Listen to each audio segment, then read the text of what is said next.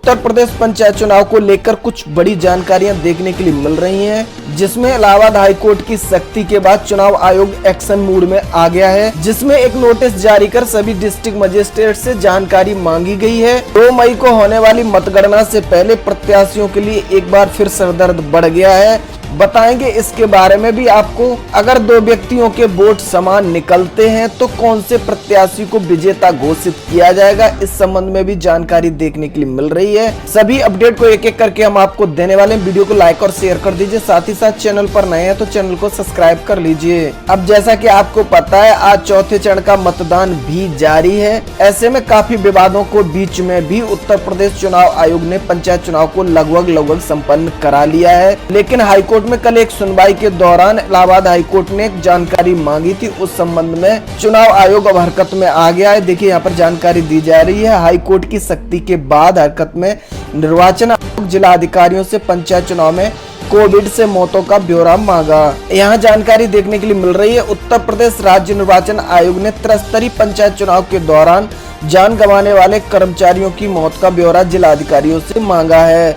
बुधवार को राज्य निर्वाचन आयुक्त मनोज कुमार ने जिला अधिकारियों से 2 दिन में संबंधित जानकारी देने के निर्देश दिए हैं। आपको बता दें, इलाहाबाद हाईकोर्ट ने मंगलवार को पंचायत चुनाव में कोविड-19 संक्रमण से 135 लोगों की ड्यूटी के दौरान मौत पर आयोग को फटकार लगाई थी। फटकार का असर यह हुआ, गुरुवार को होने वाले चौथे व अंतिम चरण के मतदान वाले 17 जिलों में कोविड प्रोटोकॉल का गंभीरता से पालन कराने की हिदायत दी गई है।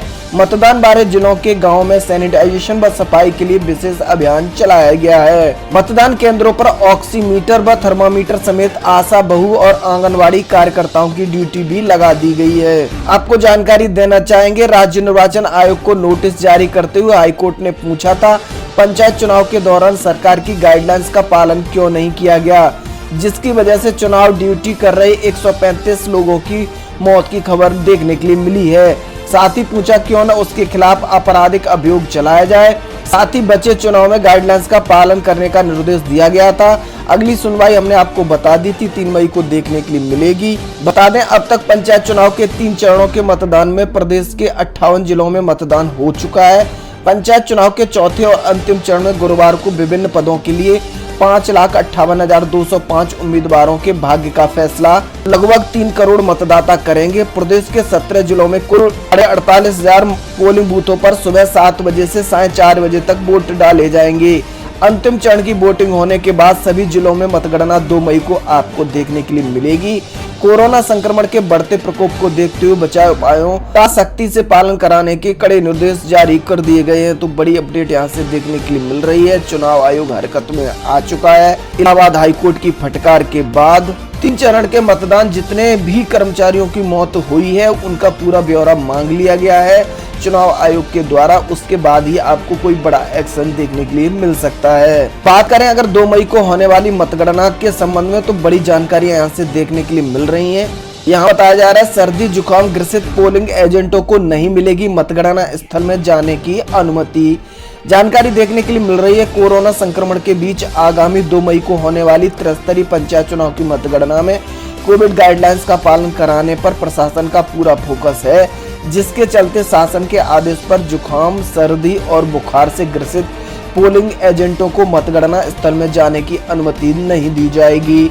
ऐसे पोलिंग एजेंटों को मतगणना स्थल के बाहर ही रोक दिया जाएगा। जैसा कि आपको पता है, राज्य शिक्षक संघ ने भी कल सीएम योगी आदित्यनाथ को पंचायत चुनाव की मतगणना रोकने के संबंध में पत्र लिखा था। साथ ही विभिन्न सोशल मीडिया प्लेटफॉर्म से जानकारी देखने के लिए मिल रही है, पंचायत चुनाव की मतगणना को स्थगित कर देना चाहिए। विरोध होने के बाद प्रशासन अब हरकत में आ चुका है। मतगणना के दौरान कोविड गाइडलाइंस का पूरी सख्ती के साथ पालन कराया जाएगा, जिसे वहां आने वाले अफसरों व मतगणना कार्मिकों को कोरोना वायरस के संक्रमण से बचाया जा सके, जिसके चलते 2 मई को मतगणना स्थलों में प्रत्याशियों के पोलिंग एजेंटों को भी पूरी सावधानी से अंदर आने की अनुमति दी जाएगी। जहां बिना मास्क के कोई व्यक्ति प्रवेश नहीं कर पाएगा। वहीं शासन के आदेश के अनुसार मतगणना स्थल में बुखार, जुकाम व खांसी से ग्रसित पोलिंग एजेंटों को बाहर ही रोक दिया जाएगा, जिनकी स्वास्थ्य जांच करने के लिए स्वास्थ्य विभाग की टीम की ड्यूटी भी वहां पर लगाई जाएगी। अब यहाँ जानकारी देखने के लिए मिल रही है, पंचायत चुनाव में ताल ठोकने वाले कई पदों के प्रत्याशी व उनके साथी भी कोरोना संक्रमित हो गए हैं, जो अस्पतालों व होम आइसोलेशन में उपचार करा रहे हैं, जो भी अब तक स्वस्थ नहीं हो पाए हैं। ऐसे में मतगणना स्थल पर पूरी सावधानी बरती जाएगी, जहां बुखार, खांसी और सर्दी से ग्रसित व्यक्तियों को अनुमति नहीं दी जाएगी, अंदर प्रवेश नहीं मिलेगा, जहां संक्रमण रोकने के लिए पूरी सख्ती बरती जाएगी। यानी कि लगातार कोर्ट की फटकार के बाद अब चुनाव आयोग हरकत में देखने के लिए मिल रहा है, जिस संबंध में जानकारियां देखने के लिए मिल रही हैं। ऐसे में जैसा कि आपको पता है, काफी प्रत्याशी भी इस बार कोरोना की चपेट में आ चुके हैं, उनका इलाज चल रहा है, काफी लोगों की जान भी चली गई है। ऐसे में जिन लोगों को कोरोना संक्रमण की शिकायत है, वो मतगणना के दौरान वहां पर मौजूद नहीं रह पाएंगे, तो ऐसे में मतगणना करना कितना सही रहेगा। आगे बढ़ लेते, कुछ अन्य जानकारी भी देखने के लिए मिल रही है। यहाँ पर बताया गया है, प्रत्याशी या एजेंट एक को ही मिलेगा प्रवेश। यहाँ पर जानकारी देखने के लिए मिल रही है, उन्नाव जनपद से पंचायत चुनाव की मतगणना में जिला पंचायत सदस्य पद के प्रत्याशियों के एजेंटों का पास ब्लॉक में ही बनेगा। इसकी जिम्मेदारी बीडीसी के रिटर्निंग ऑफिसर को दी गई है। वहीं टेबलवार अलग अलग एजेंट बनाए जाएंगे। एक बार में प्रत्याशी और एजेंट में किसी एक को ही प्रवेश दिया जाएगा। 2 मई को मतगणना होनी है। ब्लॉकवार मतगणना स्थल बनाए गए हैं। ग्राम पंचायत, क्षेत्र पंचायत, जिला पंचायत व प्रधान पदों के लिए मतगणना कराई जाएगी। सहायक निर्वाचन अधिकारी डॉक्टर संजय द्विवेदी ने बताया, मतगणना के लिए सभी तैयारियां पूरी कर ली गई हैं। एजेंटों का पास ब्लॉक कार्यालय से जारी किया जा रहा है। एक बार में प्रत्याशी और एजेंट में से कोई एक ही मतगणना स्थल तक प्रवेश कर सकता है। न्याय पंचायत बार वोटों की गिनती की जाएगी, जैसा हमने आपको जानकारी दे दी थी। एक न्याय पंचायत पर 4 टेबल लगेंगी, इसमें सभी पदों के अलग अलग मतगणना होगी। जिले के 16 ब्लॉकों में 173 न्याय पंचायतें हैं। तो देख लीजिए, यहाँ से बड़ी अपडेट देखने के लिए मिल रही है कि मतगणना कराते समय इस बात का विशेष ध्यान रखा जाएगा कि कोई भी व्यक्ति कोरोना संक्रमित अंदर ना जा सके। अब जैसा कि आपको पता है, लगातार चुनाव आयोग को प्रत्येक कोर्ट से फटकार देखने के लिए मिल रही है। ऐसे में चुनाव आयोग कोई भी एक्शन यहाँ पर करता हुआ नजर नहीं आ रहा है। कल भी जब चौथे चरण के मतदान के लिए पोलिंग पार्टियां रवाना हुई थी, तो वहाँ पर भी काफी अव्यवस्थाएं देखने के लिए मिली थी।